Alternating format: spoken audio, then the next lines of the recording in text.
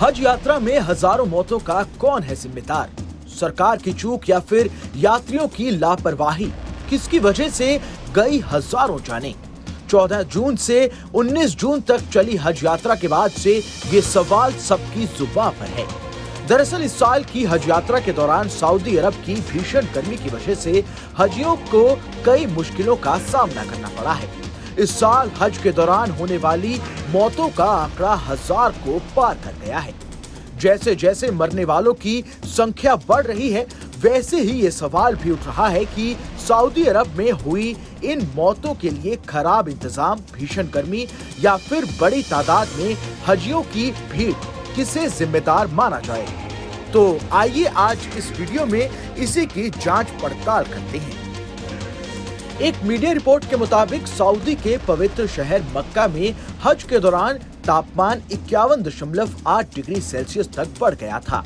इस भीषण गर्मी के बीच आश्रय और पानी की कमी से लोगों की सेहत पर काफी असर पड़ा।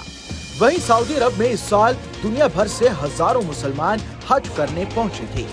हजियों की बड़ी संख्या ने भी चीजों को बद से बदतर कर दिया। सऊदी अरब के स्वास्थ्य मंत्रालय ने मौतों के आधिकारिक आंकड़े जारी नहीं किए हैं, लेकिन अगर अलग अलग रिपोर्ट्स की बात करें तो मरने वालों की संख्या 1000 से ऊपर हो गई है। मिस्र, Indonesia, Senegal, Jordan, Iran, Iraq, Bharat और ट्यूनीशिया के हज यात्रियों की मौतें बड़ी संख्या में हुई हैं।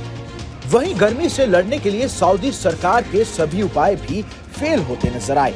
सऊदी अधिकारियों ने मिस्टिंग स्टेशन और पानी के डिस्पेंसर जैसी सुविधाओं के जरिए गर्मी के प्रभाव को कम करने की कोशिश की, लेकिन ये सब नाकामयाब साबित हुआ क्योंकि ज्यादातर मौतें गर्मी की वजह से ही हुई।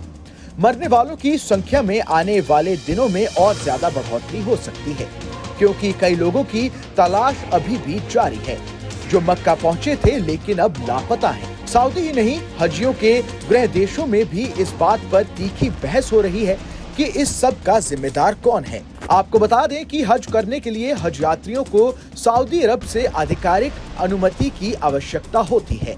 ऐसा इसलिए कि जगह की तुलना में अधिक मुसलमान हज के लिए आना चाहते हैं और सभी को बुलाना संभव नहीं है। सऊदी अरब हर साल एक कोटा प्रणाली चलाता है जिससे व्यवस्था के तहत सभी काम हो सकें। ऐसे में लोगों की भारी संख्या के चलते कुछ लोग सऊदी की सरकार पर भी सवाल उठा रहे हैं। वहीं सऊदी अरब में हजियों का पूरा ट्रिप आमतौर पर ट्रैवल एजेंसियां प्लान करती हैं। ये एजेंसियां ही मक्का में आवास, भोजन और परिवहन की व्यवस्था करते हैं। लेकिन इस साल कई हज जाने वाले यात्री अपने देश की अधिकारियों पर ठहरने और भोजन की पर्याप्त व्यवस्था न करने का आरोप लगा रहे हैं। वहीं एक पक्ष उन लोगों को भी दोषी ठहरा रहा है जो बिना पंजीकरण के मक्का पहुंचे थे। ऐसे हजियों को एयर कंडीशनिंग, पानी और दूसरी सुविधाएं नहीं मिल सकी। इस खबर में बस इतना ही। ये खबर आपको कैसी लगी हमें कमेंट कर जरूर बताएं। देश दुनिया की तमाम बड़ी खबरों के लिए देखते रहें न्यूज़ नेशन का डिजिटल प्लेटफॉर्म।